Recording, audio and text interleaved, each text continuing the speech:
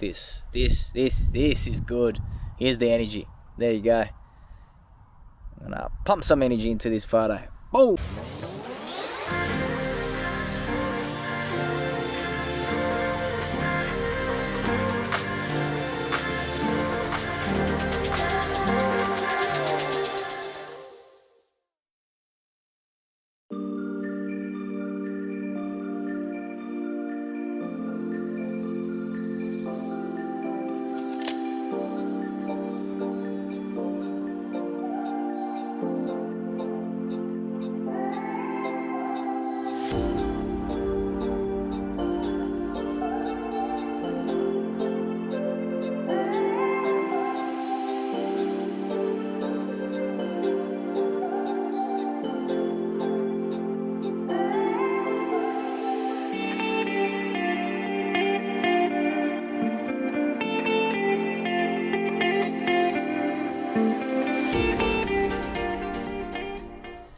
Alright, before I carry on any further, I just want to share with you my fun fact for the day.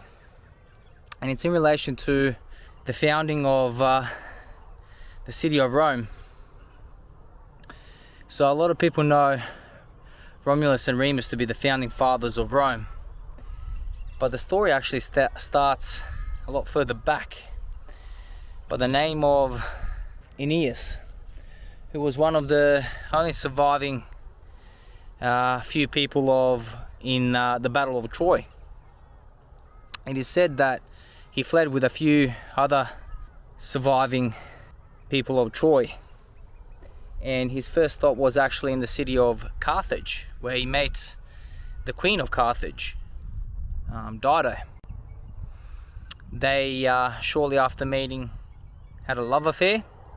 It was a very strong love affair, but the Roman gods, Juno I think it was in particular, wouldn't have it, and he came to Aeneas, I think whether it was in a dream or some sort of thing, came to him and said that his destiny is ordained to find a new city, and this Carthage city is not it.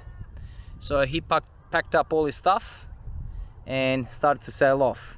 Dido was absolutely heartbroken, and it is believed all the remaining stuff that Aeneas left behind, she burned on a pyre, cursed his name, and said any descendants of Aeneas will forever be enemies to the city of Carthage. And the eternal rivalry between Carthage and Rome began. Aeneas sailed to Rome, started a little town, and through several generations later, Romulus and Remus were created, and then the city of Rome was founded. Julius Caesar took on this story and made it his own. He basically said that he is actually descendant of Aeneas. There you go. Anyway, there's a really cool bird just hovering kind of in mid-air, flapping its wings, not moving around. So I'm gonna get my long lens out and take some snaps, hopefully. See how we go.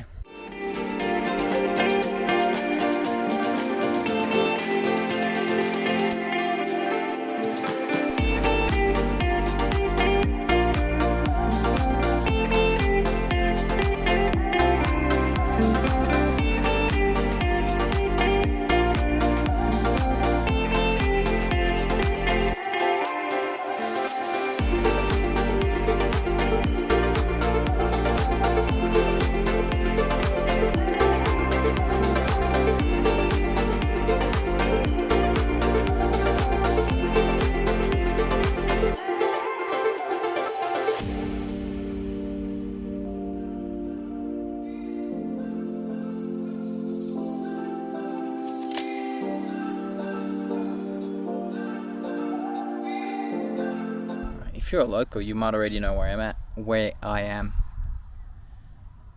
today, and that's Mount Painter Nature Reserve. Came here to again play with my 100 to 400 mm lens. as I am quite high, and I'll show you in a sec. And just see what I can get more intimate scenes, as it's very chaotic. You know, it looks over into the city, there's hills, there's everything, but I needed something a bit more, something that your average person is not gonna see. And I'm actually seeing something at the very moment, so check it out. I'll put the camera down and try to get a shot. It's looking fantastic. I'm really digging this scene at the moment.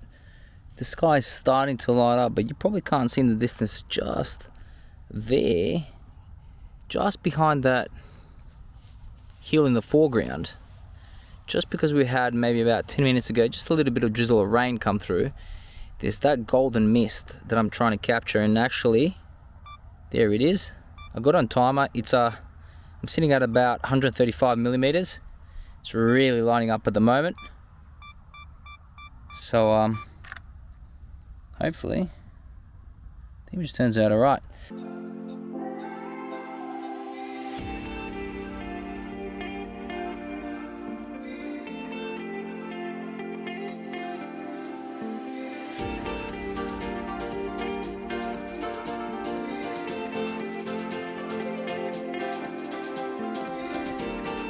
And actually even the hills, you can see maybe a little bit further down there, it's really lighting up. So I'm gonna shut up again, because these images, this is the very moment. This is what I came here for.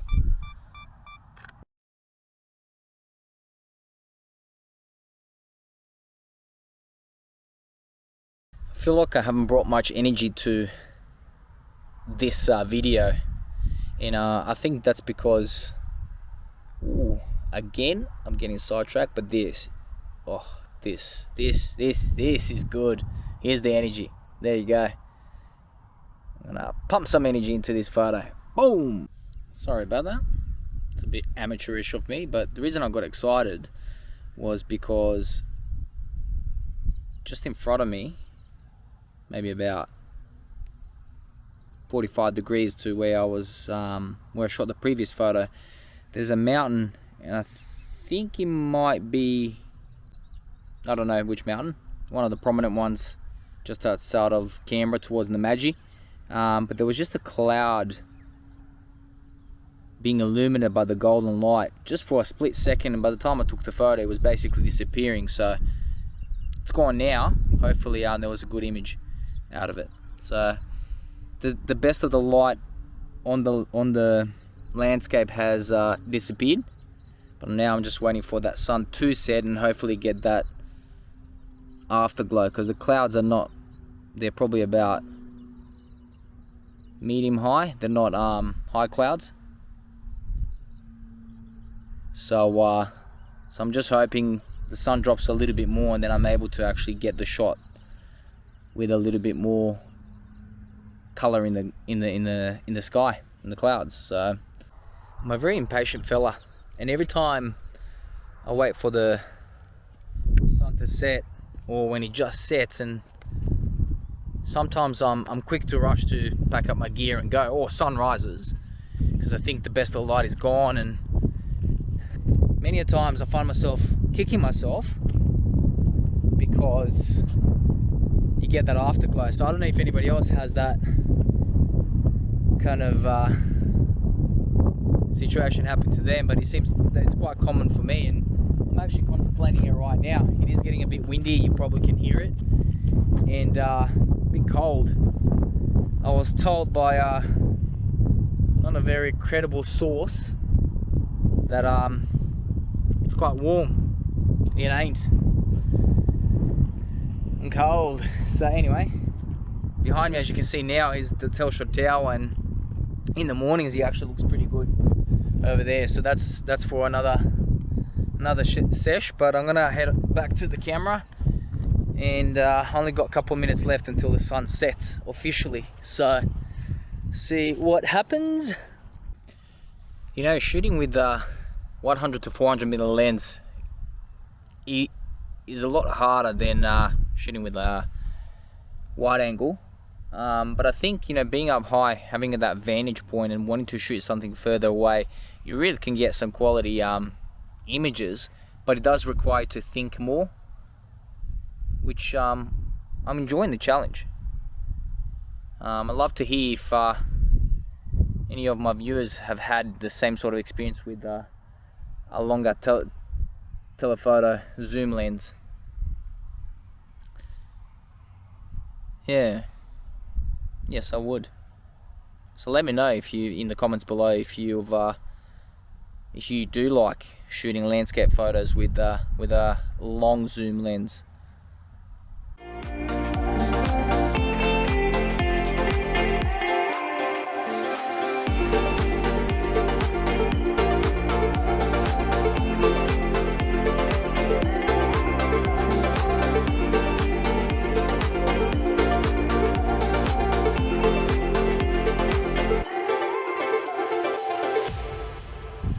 Alright, I'm pretty sure I made the right decision.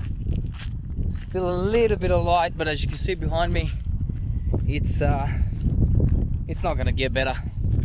So there will be no afterburn, so we'll see you all next time when you subscribe to my channel. Subscribe.